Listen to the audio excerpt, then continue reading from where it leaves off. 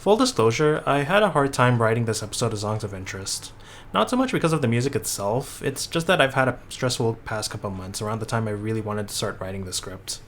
It's kind of a shame, especially since there's been a lot of interesting new music to talk about. It was almost kind of intimidating. Like, there were a lot of albums that came out this past season on top of all the usual singles, and it kind of scared me a little bit from tackling them all at once. In the end, I decided that for my sake as well as everyone else's, I'm gonna keep this video relatively light in terms of the number of releases I'm talking about. It's still going to be long, but it's not going to be like 90 minutes long, you know? I'll still do my best to give each entry the care and attention they deserve, but I'm admittedly kind of running on half capacity here, so please bear with me this time. In any case, let's not waste time. These are my songs of interest. These dumbass niggas. Come up in your crib, all up in your fridge, can't pay rent. If you've been on TikTok at all for the past 3 months, you're probably very familiar with this album, or at least a few of its songs. Surprisingly, it's not just the 3 singles from this album, all of which happen to be the only 3 songs either produced or written by Dr. Luke. I'm sure that's a coincidence. No, TikTok was actually gracious enough to highlight a few songs that were made by real human beings. If I were to rank what I consider the TikTok hits, because I do not consider You Right as one of them, Need to Know would be at the bottom. Yeah, yeah. Oh, oh, oh. Baby, I need to know. It definitely feels like a lesser TikTok hit as well, since it didn't really catch on until weeks after the album's release, and it's definitely the one I hear the least as well. I know that this sort of atmospheric, sexually intimidating sound is something that I really gravitate to and that Doja can really kill it on, but something about this production just doesn't really click with me. Something about how overbearing the 808s are, or how the synth tones don't really match Doja's delivery. Above that, I'd probably go with Woman. Woman, let me be your woman. Woman, woman, woman. I can be your woman. Woman, woman, woman. It's really groovy and solid as far as artists dabbling in Afrobeat goes. There's a certain swing to the hook that's hard to deny, like you're being sloshed around a wine glass. I can't hear the song without thinking of that one Indian girl on TikTok dancing to it, so that's a plus in my book. I'd say I like Get Into It Yeah about as much. I said I just got a ball, get it to ya. Pop out with a truck, get it to ya. If you go to church, get it to ya. If she ain't got a butt, fucking get it to ya. At first I wasn't much of a fan because of her Playboy Cardi-esque delivery, but the more I hear it, the harder it gets to not have fun listening to it. It's just so playful, you know? Ain't Shit really takes the cake though. It's groovy like Woman, and it's fun and bouncy like Get Into It, and on top of it, it's also a satisfying kiss-off. Doja's delivery of the last part of the second verse always puts a smile on my face. I'm not gonna kill your car or call your fucking mom. You should have paid my rent. Go get that fucking job. 'Cause ain't shit. I feel like this is a really good example of what makes Doja such a unique and compelling artist in the first place. I'd even argue the song prompts the best TikToks out of people. My impressions on the rest of the album was pretty lukewarm, and I haven't had any real desire to revisit it despite these songs, but at the very least, I'm glad that TikTok ended up making these particular songs big. Godspeed to Doja, she deserves a better person to work with. Look at what you did. I'm begging you to put your love in the hand out, baby. And on the subject of inexplicable hits from TikTok, here's a rock song from a band that competed in the Italian X Factor 4 years ago. Okay, to my understanding, this band mainly got their notoriety after winning this year's Eurovision contest. Something I never thought I'd say on here, despite the fact that Eurovision is probably the biggest singing competition in the world these days. I don't have any stake in it since, as you might have guessed, I'm not European or British, so it's a bit hard for me to really explain why this got so big. My best guess is that while winning Eurovision gave them visibility, it might be this whole resurgence of rock in the mainstream that suddenly made people look at a new rock act and go, hey, let's go listen to these guys. As for why it was this song in particular that got so popular, that's another one of those why is the speed of light what it is questions. I will say that hook is pretty hard to deny, especially with some chords that you don't really hear that often these days. It's no wonder that this is such an enduring melody, originating in the 60s with Frankie Valli and the Four Seasons and having been sampled several times over the decades.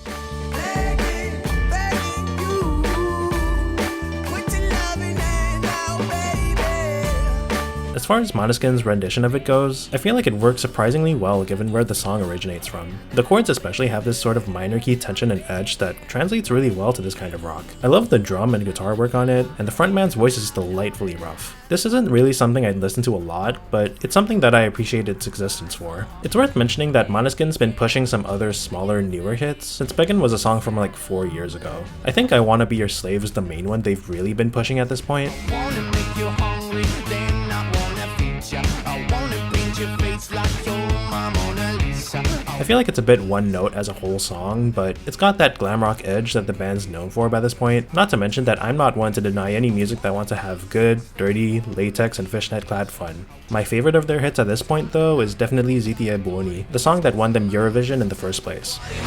Sono fuori di testa, ma diverso da loro.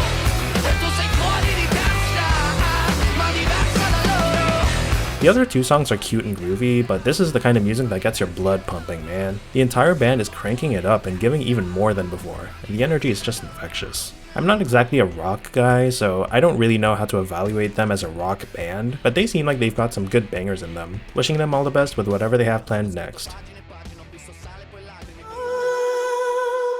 My bad habits lead to late nights, sitting alone, conversations with a stranger I barely know, swearing this will be the last, but it probably won't. Now this one's been puzzling me for a while. Ed Sheeran has low-key become an easy punching bag for people looking to make fun of music they don't like. Granted, I feel like the man who unleashed Shape of You onto the world should face at least some repercussions for committing such a war crime, but at the same time, I feel like it's worth remembering that Ed Sheeran is still a super talented musician and songwriter. While he's not one to shy away from the most vanilla radio fodder, some of his album cuts and even a fair amount of his singles show how much range and personality he has as a performer. This guy still knows how to make catchy, evocative music, and you can't deny that Galway Girl isn't a banger. My pretty little Galway girl.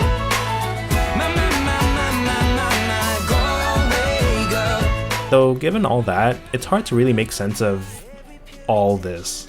Of course, Ed makes himself look absolutely ridiculous in this getup, but I can't really tell whether it's supposed to be cool or campy or both.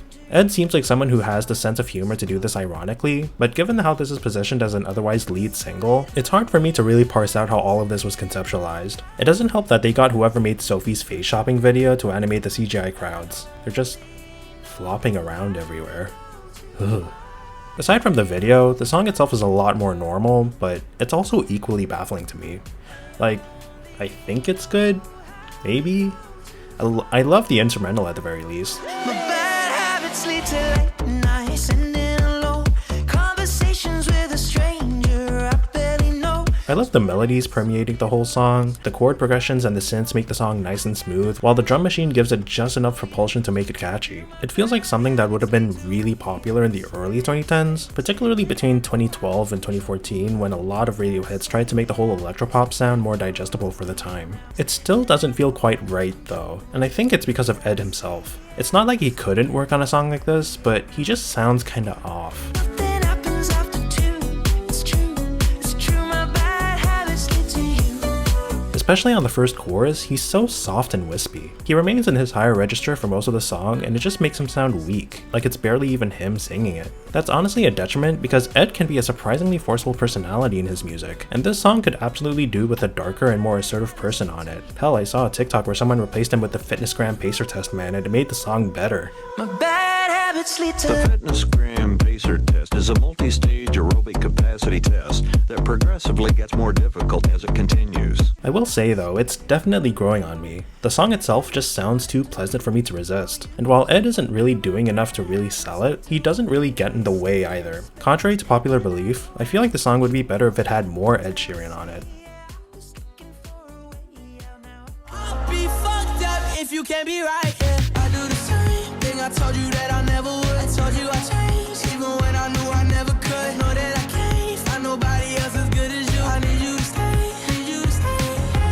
I'm not sure what's the collective consensus on this song, but I hope that we've gotten over however we feel about Kid Laroi to agree that this song is catchy as sin. Like, no wonder this is such a strong #1 hit. It's really hard to deny those damn 80s synths and that damn drum machine. The fact that Stay sounds like this despite being performed by Kid Laroi and Justin Bieber makes a lot more sense when you find out that this song was produced and written, at least in part, by Charlie Puth and Kashmir Cat. Especially Charlie Puth, you can practically hear him singing on that primary hook. Know that I can't find nobody else as good as you. I need you to stay, need you to stay. I'm surprised he didn't keep it to himself, because this is probably the best song he's made since Attention. It's just this sugar rush of pop perfection. It's only 2.5 minutes long, and the song makes the most out of its time by condensing what is probably the perfect pop song down to its bare essentials. It doesn't beat around the bush. It injects those sensations straight into your veins, and you experience it all at once like a roller coaster ride. I'm genuinely astounded that the Kid Laroi is on a song like this. Like, where did this come from? Who thought that the perfect candidate for the exciting synth-pop song of the summer was gonna be that guy who wailed and howled on Without You? He works really well here though. The spacey atmospheric production cancels out some of his all-too-pain cries of anguish, leaving you with a propulsive package with just enough edge to make it compelling without being overbearing.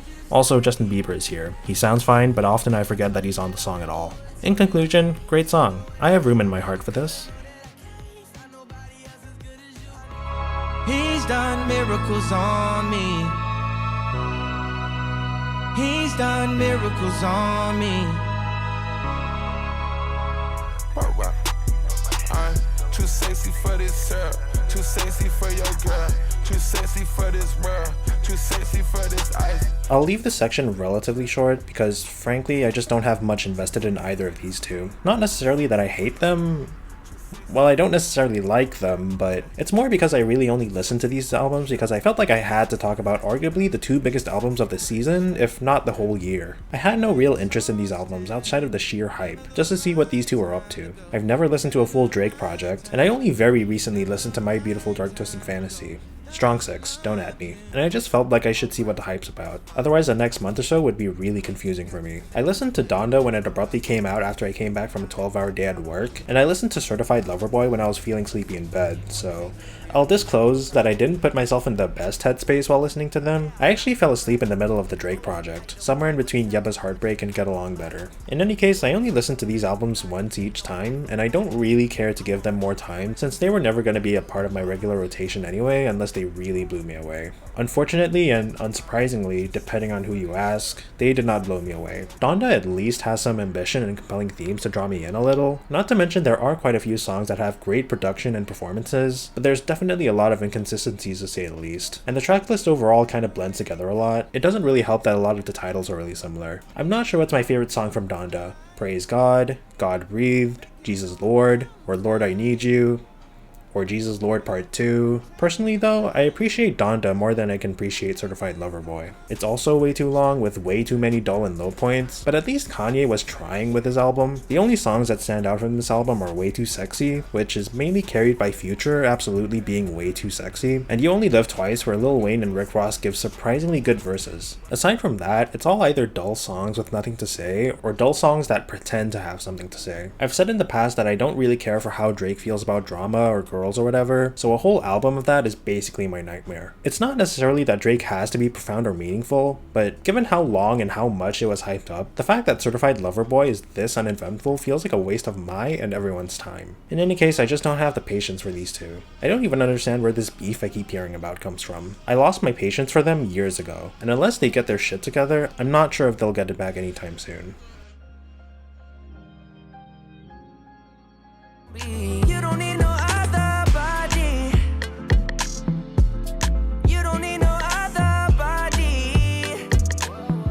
Oh look, another song Justin Bieber has no business being on. Now that I think about it, this is the second time he's hopped on a remix for a song from a different culture, and considering how the first time went, Despacito. I don't know the words, so I say poquito. I don't know the words, so I say dorito. I can only hope that Justin will be more careful this time.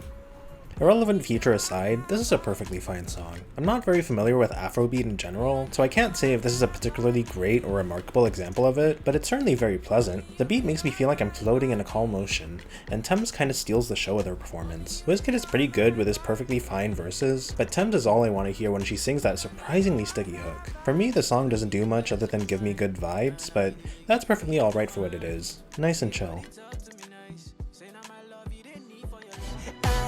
Then you say, I wanna dance, the music's got me going, and nothing that can stop how we move. Yeah. I'm kinda glad that I didn't have to make any videos during that period of time where the only thing people on music Twitter seemed to talk about was BTS hogging the #1 spot with Butter. It's been a while since that whole debacle happened, so I honestly don't remember how to articulate how I felt at the time. But I think my general feeling was that if I ever caught myself caring that much about the chart position of a song, that would probably be the point where I'd need to log off and go outside. Anyway, this came out during the midst of all of that, and basically only served to fuel the fire. The song isn't even charting now. It spent like 7 weeks on the charts because BTS gave up on promoting it and went straight back to Butter, which I personally think was a good idea because this song kinda blows. Let's break our plans and leave just like we're golden and rolling like we're dancing fools. Okay, maybe it's not that bad. Okay, maybe it is. I don't know, it's a little complicated. Permission to Dance straight up sounds like an early One Direction song, and basically any sugar pop song specifically from 2012. I listened to Permission to Dance and I'm 12 years old again, on the train in my primary school uniform, coming back home from class, as I listened to the radio on my Nokia brick phone my mom gave me because she wouldn't let me have a smartphone until I turned 13.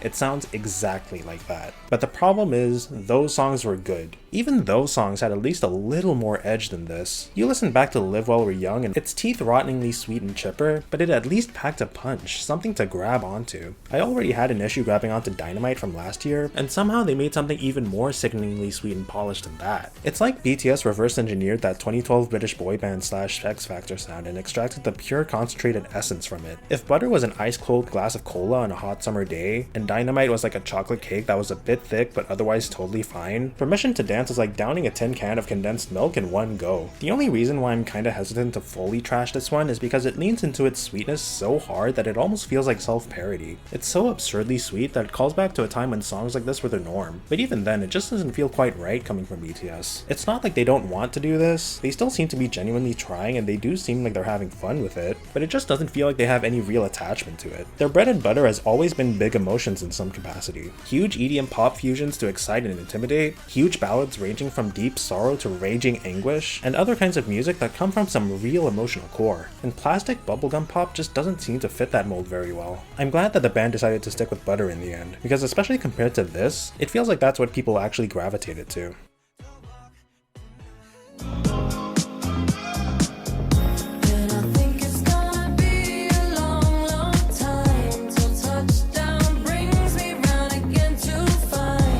I wasn't originally going to cover this song since it seemed like a relatively small release at the time, but fast forward a couple months and it's now a #1 hit in the UK and climbing up the charts in the US, so here it is, I guess. I want to get one thing out of the way before I talk about the song itself. I'm actually really thrilled that it's a hit, not because of Dua Lipa or even because of Elton John, but because of Panau. They're an Australian group that's been making EDM since the 90s, and I was introduced to them through a friend who showed me the Breakbot remix of their song Baby.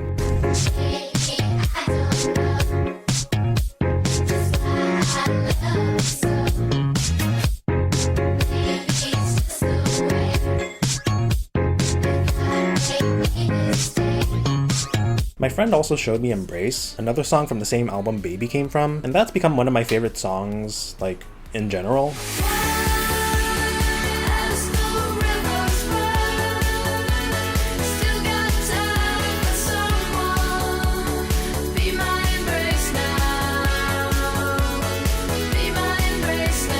Panau's been killing it for the past 2 decades, and they've even worked with Elton John before for an entire remix album, so y'all better put some respect on Panau. As for the song itself, it's alright. It's totally fine. It's got this chill disco groove that sounds both very much like Panau produced it and also not very remarkable. It's not a knock against Panau, don't get it twisted. Elton and Dua both give perfectly serviceable performances, and it's overall a very chill vibe and little more than that. It's also worth mentioning that the song itself is essentially a medley of various Elton John songs like Sacrifice and Rocket Man. But if I'm being honest, I'm very unfamiliar with even his bigger songs, so most of this just sounds really new to me. Cold Heart overall is an inoffensively pleasant tune, but I'm mainly just really glad that Panau has a #1 hit under their belts now after I found out about them.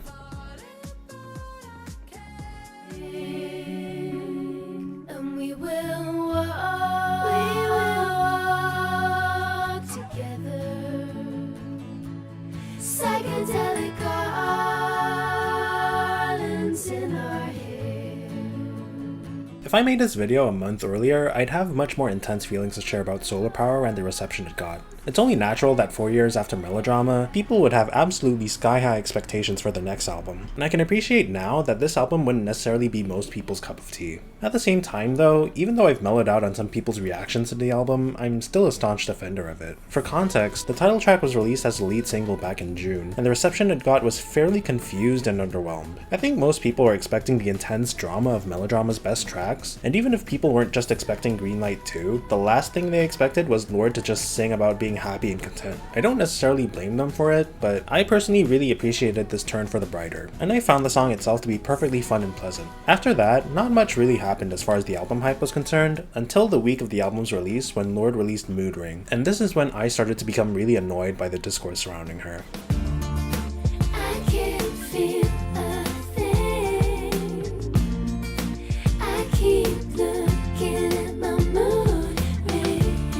I first listened to the song while I was getting ready for work, and at that point, I found it to be a perfectly pleasant pop song. It really evokes what early 2000s pop sounded like, specifically with that acoustic guitar-driven new age, world music-esque sound that pop music in general was obsessed with at the time. Not to mention how it specifically seems to evoke Donna Lewis in that pre-chorus. I love you, always forever, near and far, lucid together. Ladies, begin your sun salutations, transcendental in your meditations. While I was scrolling through Twitter at work that day, however, I was kind of surprised to see just how mixed the opinions were on the song, ranging from vaguely finding it fine to almost a visceral disgust for it. It turns out that in her email newsletter that day, which I didn't check because I don't check my emails as often as I should, she stated that Mood Ring was supposed to be, quote, a satire. The lyrics are meant to be a satirical commentary on pseudo-wellness culture and how people get wrapped up in it, only to struggle to find any real happiness or relief from their troubles while they're being exploited by an industry built on lies and more exploitation. From there, I saw a lot of discussions about how well this works as satire, whether or not it's a mean-spirited jab at people who partake in pseudo-wellness culture, whether or not it goes far enough as a satire, and overall I saw a lot of really strong negative feelings about how well the song works as a satire. It doesn't help that not long after, Lorde made a Genius Verified video for the song where she clarifies over and over again that the song is specifically supposed to be a satire. There's a satirical pop song in here. Satirical pop song. Satire. It's satire, guys. Like, I don't think this is what you should do. I definitely don't want to say that anyone else is wrong for their interpretation of the song, since my interpretation of the song is just my interpretation and nothing else. But at the same time, it's kind of frustrating to see so many people view it so strongly and so negatively in one way when I can't really bring myself to see it in that way. To me, the whole satire label doesn't really apply to the song at all, and I don't really know why Lorde keeps calling it that. It's not really satire in that it's meant to be a full-on exaggerated criticism of pseudo-wellness culture. Or maybe it is, but to me the song is more about understanding why someone would partake in it and showing some kind of empathy for their plight while criticizing the broader system itself. I feel like the main message of the song is that pseudo-wellness culture is one of the many things in our lives that try to take advantage of our constantly painful, anxious, and depressed mental states, driving us to partake in activities that at best do nothing for us, and at worst exploit our vulnerable states for their monetary gain. Lorde does this by singing from the perspective of someone who's in way too deep, convinced that they'll someday feel better if they keep trying all these things that this culture sells to them, only to wonder why none of them are working to fix her mood. And while I think the reaction to the album as a whole was way less intense than that song, it definitely seemed like it wasn't landing with a lot of people at all. I think a lot of people in general were expecting the angsty theatrics that came with melodrama, only to be met with an underwhelmingly decent and simple sounding album. However, I personally really like the album, and I really appreciate what it represents for Lorde. The album starts with The Path, a song where she establishes her situation as a girl who's been through the perilous journey of sudden superstardom, who now wishes that she can climb down the pedestal she's been placed on in order to live her life. Now if you're looking for a savior, well that's not me. You need someone to take your pain for you, well that's not me. As if in defiance of all the people who are looking forward to this album becoming the next generation-defining masterpiece of their lives the way that the last two albums were regarded, she straight up tells the listener that she won't be that for them. She explains that she's not the kind of person that can take this pressure. On top of everything else about being a pop star, being held in such high regard entails expectations that are impossible to meet. It's like she's stating up front before anything else that she doesn't want you to go in with such high expectations, inviting you to instead just chill with the record as she naturally goes through her feelings on her own terms. I feel like when you look at this album with that lens, you start to appreciate what the rest of it is more. None of the songs on here are showstoppers the way that Ribs or Hard Feelings Loveless were, but they're just as genuine to Lorde as those songs were at the times that they came out. And for what it's worth, there's a lot to love here. The album's overall sound evokes this mix of West Coast psychedelia and late 90s to early 2000s new age pop, and it's definitely appropriate for the kind of album this is. It reminds me a lot of Norman fucking Rockwell by Lana Del Rey, especially in the track California, which may as well have been taken from that album. I mean, I guess it kinda literally was, at least by name. The California love, the one that California love, the one that California love. In terms of sound, it's definitely one of my favorites. The watery guitars are a motif throughout the album, but it works especially well here since it leans especially hard into that 60s psychedelia here. This is the point of the album where she decides that she's had enough of the LA lifestyle and goes back home, leaving behind an almost perverse nostalgia for the period of her life where she got to enjoy so many good opportunities and where she was inundated with a life she couldn't cope with at the same time. The track is followed up by Stoned at the Nail Salon, the second single from the album and definitely my favorite track. Well, my heart blood's been burning for so many summers now. It's time to cool it down, wherever that leads. It's a stripped-down guitar ballad where she's presumably back in New Zealand, enjoying her peaceful life surrounded by the things and people she loves, but she can't help but wonder if this is really right for her, especially after living such a hectic life for so long. It evokes such a strong image of a very specific kind of melancholy, one of going through chaos and turbulence for good or for bad for so long that once it's over, you realize that you don't know who you are anymore without it. It's a deep conflict surrounded by peace and serenity, and it just destroys me every single time. From there, the mood somewhat shifts to Fallen Fruit, the one track from the album that I think everyone can agree is at least pretty good, if not a highlight of the whole record. It's this tense, almost operatic march of a song, about facing the impending climate crisis. It's foreboding and grim, but at the same time it's rousing and hopeful as Lorde invites everyone to join hands and face the crisis together with hope. It's not my favorite piece of art about climate anxiety ever, but you know, it's a solid effort. I think it's mainly that switch up in the middle of the song that really draws people in. From the Nissan to the Phantom to the plane, we'll disappear in the cover of the rain. It's no coincidence that that part is probably the closest you'll get to hearing melodrama on this album, but still, it's a really cool part that further strengthens the atmosphere of the song. The second half of this album is a bit less impressive than the first half though. I won't go too in depth with them, but basically I really like Secrets from a Girl and The Man with the Axe. Dominoes is my least favorite track and it really could have done without the protest sirens. Seriously, what the fuck, Lorde? Big Star is really sweet, but also not something that I'll return to very much, and Leader of the New Regime is an interlude. The album ends on a pretty profound note with Oceanic Feeling, a psychedelic slow burn where Lorde contemplates her home and the people she grew up with. It's a blue day. We could jump a lead when I hit that water. When it holds me.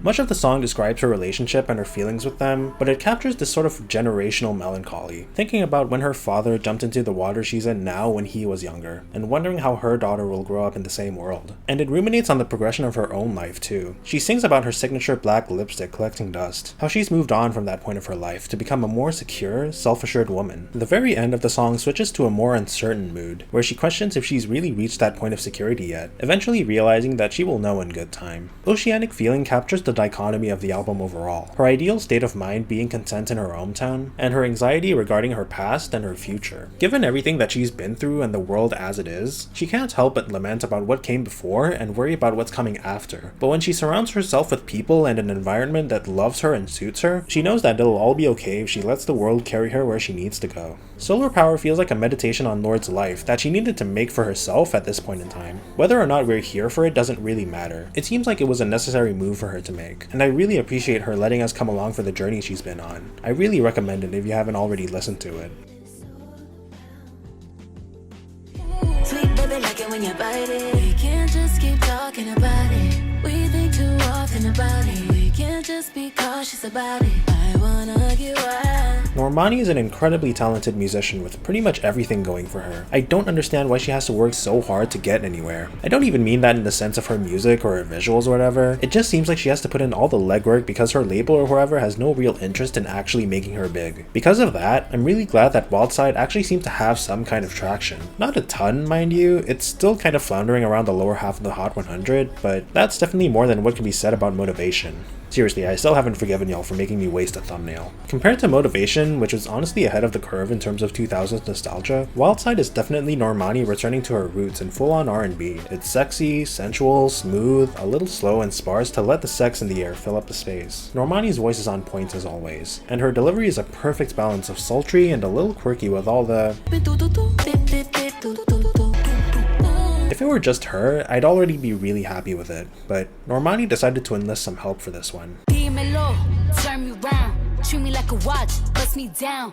On the kitchen floor, right on that towel. It's my dick and I want it now. Ow. Something changes in the song when Cardi hops on. I know a lot of people feel kind of mixed since she's such a different presence on the song, but I really think it's for the better. She takes the whole low-key affair of the song and injects some excitement and tension into it. Like she's taking the charged nature of the lyrics and shoving it in your face to really make you feel it. Normani shows you just how much she wants it, but Cardi makes you excited for it. I don't know, I just love her verse. Who doesn't want to see her sucking a watermelon out of a straw? I don't know what the chances are of it, but I really hope this gets bigger, or at least sticks around long enough to become a sleeper hit. The world could do with a lot more Normani.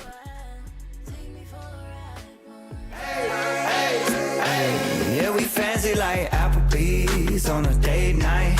Got that Bourbon Street steak with the Oreo shake and some whipped cream on the top too. Okay, I'll be real with you, I think I like this song. And that's entirely because I have no real concept of what good mainstream country is supposed to sound like. I don't even mean that I don't know any good country hits or that country in general is bad. It's just that this is what modern mainstream country sounds like to me. It's been songs exactly like this constantly for as long as I've been aware of the concept of modern country music. And Fancy Like sets itself apart because it's just a little bit more unique and charismatic than the rest. I know that this is awful. I don't even know what an Applebee's is, and I can tell this is supposed to be an affront to God. I can't help it, it's just catchy. It's not even like watching a car crash that I can't look away from. It's more like seeing a car on the verge of falling apart drive by. Its rims are wobbling, the bumpers are hanging on by a thread, it's probably missing a door, and whatever panels are left are covered in dents and dings. And yet it's still driving, and you can't help but admire the sheer stubbornness of it all. I can hardly believe this myself. Ladies and gentlemen, here it is!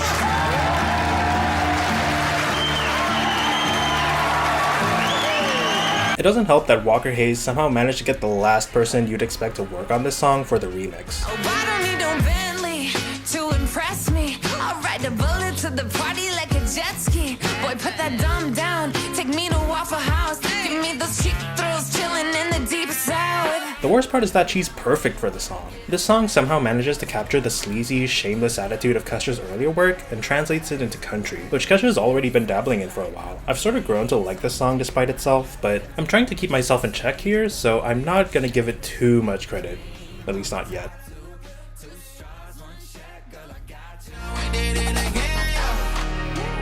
I told you long ago on the road, I got what they waiting for.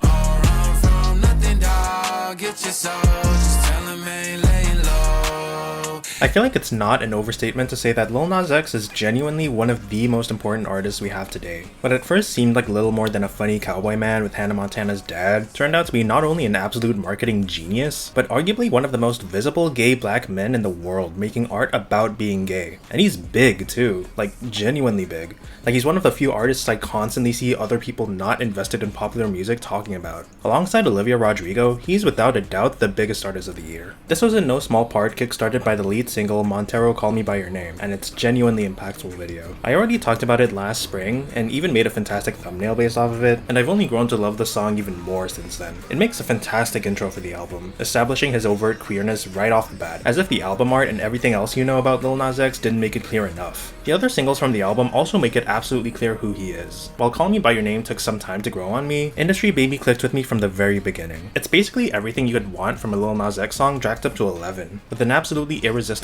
beat, Nas being righteously triumphant about his success and queerness, and even an inexplicably good Jack Harlow feature to boot. I don't clear up rumors. Where's y'all sense of humor?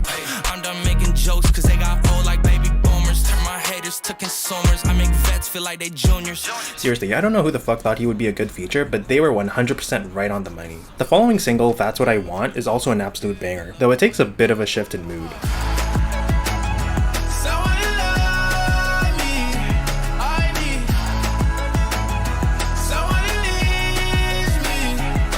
For one, it adopts this almost pop-punk sound with its driving acoustic guitar and soaring chorus melodies. It's less like someone trying to evoke the standards of the sound, and more like evoking what actual pop-punk acts would have done back in the day for more mellow, love-worn tracks. It really fits too, since this song is all about his struggle to find love as a gay black man. And that ties into the rest of the album, which is surprisingly a lot darker overall than what I was expecting from him. The entire album centers around not just his general experience as a gay black man, but also his specific experience of growing up and blowing up in the music industry, only to deal with all the issues he's had to face with his newfound fame. Granted, there are a couple other songs that are more traditional bangers like what you'd expect from him. Scoop with Doja Cat is this really bouncy pickup jam that makes me move in a very particular way. Understand, I'm just trying to be the daily. Scoop, scoop, scoop, scoop, scoop, scoop. And $sign Slime is also a pretty fun jam with a solid, if kinda short, Megan Thee Stallion feature. I'm the same $sign slime, they gon' hear me. I'm the same $sign slime, they gon' feel me.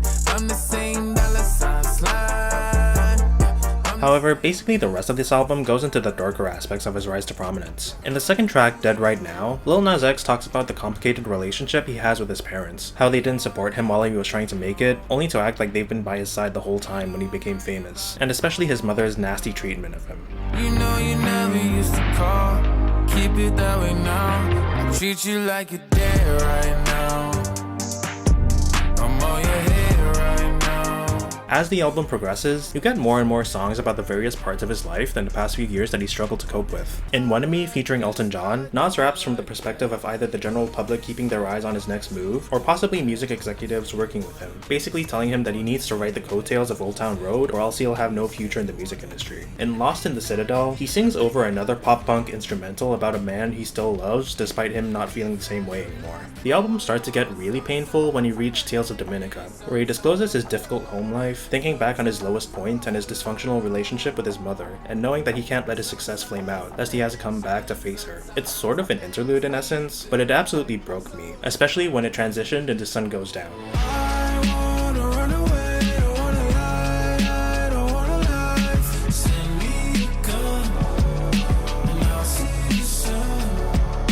That song was already incredibly powerful on its own when it first came out, but hearing it with the additional context of his home life was absolutely devastating. Knowing the absolute hell he went through to get to this point, it makes it that much more powerful to hear him reflect on where he came from and where he is now. Don't get it twisted though, the album doesn't exactly light up from here. Void sees Nas writing to an undisclosed old friend telling them that he's gonna run away from home, tired of being lonely and tired of dealing with such strong depression. The downward trend continues with Don't Want It, which sees him post-fame blowing his money and drinking and smoking too much to cope with his ongoing emotional struggles that haven't gone away, but almost acting in defiance to hell and the Grim Reaper, as he declares that he's gonna be okay and that he's not gonna let them take him just yet, all to the tune of Eminem's Mockingbird for some reason.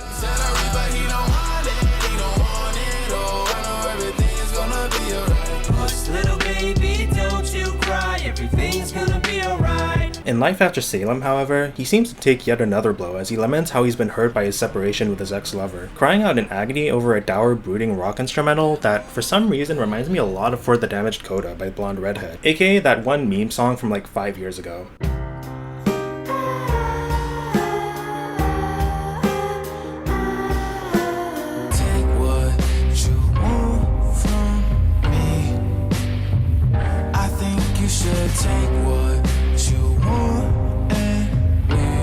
I don't know what to do with this information. The album ends with Am I Dreaming, a soft and mournful song where he hopes that his mark on the world will be remembered as he sinks and fades away.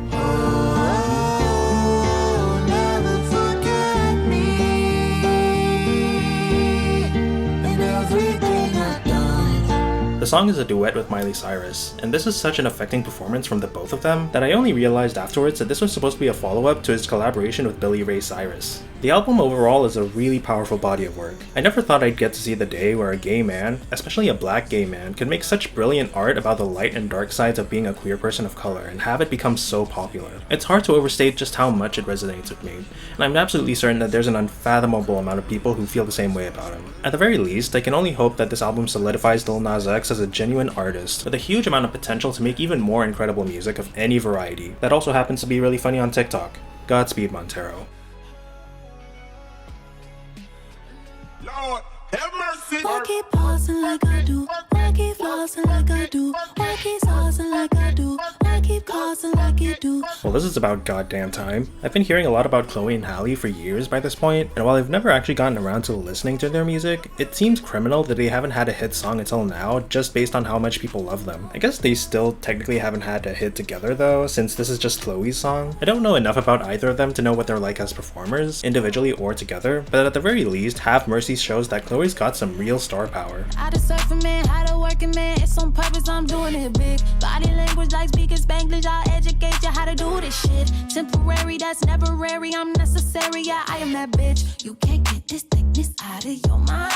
She starts the song with her beautiful head voice and an incredible command over the rhythm of the beat, and as the song progresses, she shows an incredible amount of range in terms of the voices she can do and the personality she can express, especially given how subtle of a song it is. The beat gives her exactly all she needs to show everything off too. It's incredibly simple, but the rhythm of it gives the song just enough structure for Chloe to shine on it. It's honestly a perfect debut single for her, and it makes me really look forward to what she's got next. Also, I promise I'll listen to Ungodly Hour eventually. When I'm counting with you, I'm happier than ever. This section will contain mild mentions of abuse. Please skip ahead to this timestamp to skip to the conclusion of this segment and this video. Remember that weird period between June 10th and July 30th of this year when people suddenly didn't like Billie Eilish? Yeah, me neither.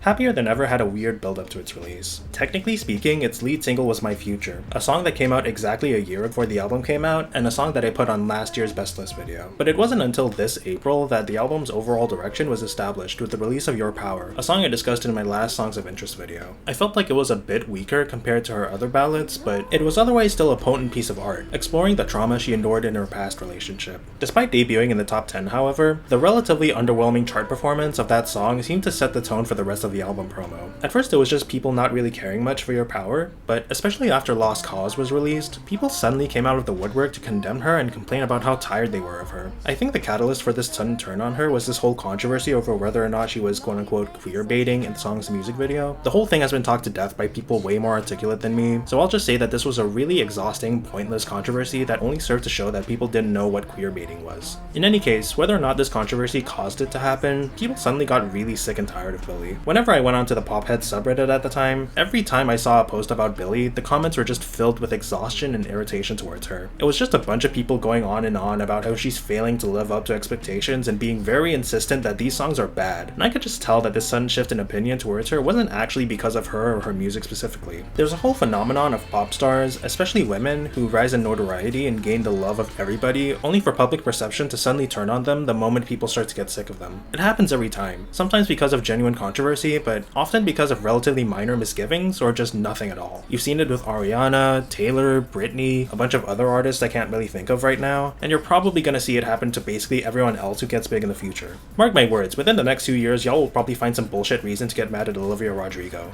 And again, sometimes it's because the artist did actually genuinely do something off-putting, but you can just tell when it's coming from nowhere in particular. If I were being extra cynical, I'd even say this whole phenomenon is egged on by the industry itself to keep interest in celebrity gossip to drive traffic and clicks. In any case, this time it's just because Billie dropped a few songs that people didn't love as much as before. Now that the whole album's actually out though, the narrative built up around her is even harder to watch and look back on. Happier Than Ever, the album, basically revolves around her struggle to cope with her newfound fame and all of the complications that come with it, along with the sub-narrative of the abusive, destructive, and conflicted relationship she alluded to in Your Power. On the relationship front, tracks like Billie Bossa Nova and Oxytocin established the dangerous clandestine nature of the start of it, and on their own, both tracks are cool and sensual in their own way, the former being smooth and jazzy in pure Billie Phineas fashion, while Oxytocin is foreboding, blood-pumping, and almost tribal in its rush to get what she wants, like you just robbed a bank at night and you're evading the sirens and searchlights. Along with those, you get tracks like I Didn't Change My Number and Lost Cause that establish a precedent for Billie's fraught relationship history, as if forewarning what might happen next with this relationship. Simultaneously, you get tracks like Goldwing, Overheated, and Not My Responsibility, the last of which was technically the first release from this album before My Future even came out, which detail her increasing frustration and cynicism with the spotlight she's been dropped into, explaining how the industry took her young, innocent self, subjected her to the traumas and horrors of the industry, and has continued to berate and take advantage of her to this day.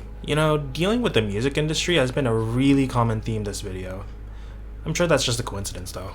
There's a parallel being created between these two narratives, where her separate but concurrent hurting in her abusive personal relationship and the brutal and heartless industry is tearing her apart. This pain becomes clearer as the album goes on, with tracks like Halley's Comet and the aforementioned Your Power illustrating the point where she acknowledges that it's starting to hurt her inside. On the fame side, the cracks also become more apparent on NDA, where her paranoia around having figurative and literal stalkers following her every move shows the pressures being placed on her by her superstardom really getting to her. By the way, NDA slaps so fucking hard. But you can't let me go.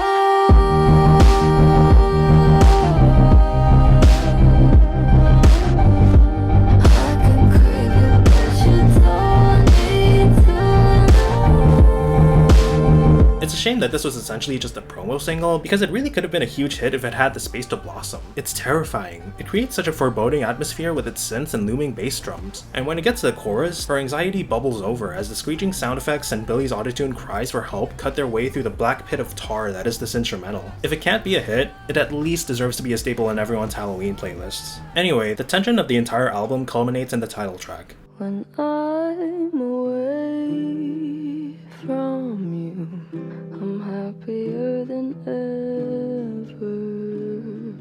It starts off as this lovely vintage style ballad where she laments how miserable she's been in this relationship. It feels like after staying quiet about it for a very long time, the topic somehow came up between them, and she wasn't even entirely sure how she wanted to word her feelings, but she couldn't help but let some of her honest feelings carefully pour out here. It has the sound of an old mid-century breakup song, and Billy gives me the vibe of a housewife at the time who's upset about her cheating husband, but feels too powerless to do anything about it but stew in her own misery. However, as you almost certainly know by now, this is only the first half of the song. I'd say you should listen to the song yourself before I tell you about it, but you've definitely heard about it by now, so I'm not even gonna bother. And I don't talk shit about you one minute and never told anyone anything bad, 'cause that shit's embarrassing. Billy jumps ahead about half a century in terms of sound to 90s and early 2000s alt-rock, and probably the smoothest transition of all time, as she reacts to her partner calling her while drunk driving. After an entire album of relatively quiet suffering under all the abuses she's endured, she's had absolutely enough and finally lets it all out on this guy. What was previously gentle and carefully considered words are now her raw, honest emotions exploding out of her. Every single emotion she's felt and repressed from the start of the album bursts out of her as she tears this guy into pieces. Whereas before she was a helpless housewife unable to do anything, now she's letting her makeup run as she smashes up everything in the house with a baseball bat and lighting it on fire.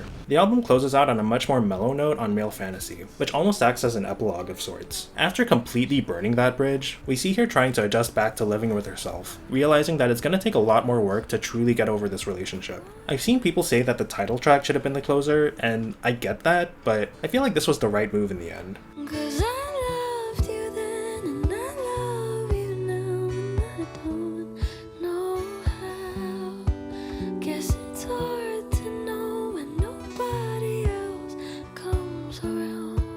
Through this track, we see that recovering from such a brutal relationship is not easy. There can be a lot of residual feelings, good and bad, still remaining because at the end of the day, you did love this person once upon a time. It's not even to say that you should go back to them or that you'll never be able to separate from them emotionally, but putting so much of yourself into such a relationship is inevitably going to make it hard for you to take yourself back. The song shows the start of a transitional phase where you finally find peace, but you have to figure out for yourself what being in that peace is like. Male Fantasy is a beautiful track that offers a very human ending to this emotional journey, and I can't think of a better way to tie it up. Happier Than Ever is a disquieting experience overall, in a very different way from her debut album. That project explored a more existential dread with regards to the state of the world and how it affects young people. This time it's more specific to Billy's personal experience, but the themes and emotions she explores feel just as, if not more terrifying. Last time it was more, it's terrifying that this happens to so many of us, but this time it's more, it's terrifying that all these things could and do happen to people like me. Even with their songs about fame, the broader strokes of societal pressures and paranoia still feel relatable, and the songs dealing with her relationship are just straight up painfully real. This feels like a project born out of deep unhappiness, the kind that even making a full project about isn't enough to completely exorcise the pain out of you, but one that was necessary for you to make in order to get through it. If this album and the media's treatment of Billy is anything to go by, she's been through an extremely rough few years, and I genuinely hope she's doing better now, like she says in the first song. Not that it matters any more than her well-being, but at the very least, she's made something extremely cathartic and compelling in the process.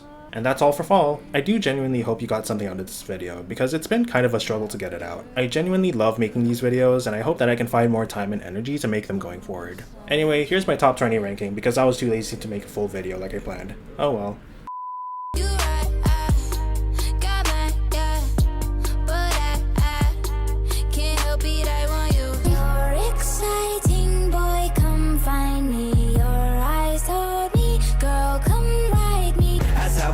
How we do, fancy like. Fancy like. You don't need no other body. You don't need no other body. If I didn't love you, I'd be good by now. I'd be better than barely getting by somehow. My bad habits lead to you. I'm too sexy for this. Too sexy for your girl, too sexy for this world, too sexy for this ice. I am the Omega. DJ Lane Rolling Gang, as I heat, don't you address me unless it with 4 letters. Bitch.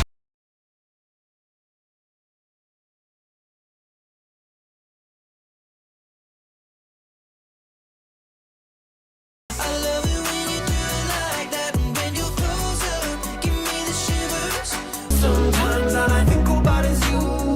Late nights in the middle of June. Clock dipping with your friend, you ain't even had man lying on your. You know that. Got me a bag for the brick, you know that. Control them, so the pace it right though back. Tell me you like me in private, call me by your name. I do not care if you're lying. I don't know why I run away. Oh boy. I do the same thing I told you that I never would. I told you I changed, even when I knew I never could. Know that I can't. Good for you, you look happy and healthy. Nothing if you ever cared to ask. That was the show we talked about. Played you the song she's singing now when she's with you. I wanna hear you say, you don't run from nothing, dog. Get your soul. Just tell them that the break is over. You can fly away with me tonight. You can fly away with me tonight. Baby, let me take you for a ride. Yeah. Let me show you 'cause talk is cheap. A sex that right left to my feet. Get it, let it roll. In the meantime though, I hope you enjoyed this video. Until next time. 1, 2. The number 2.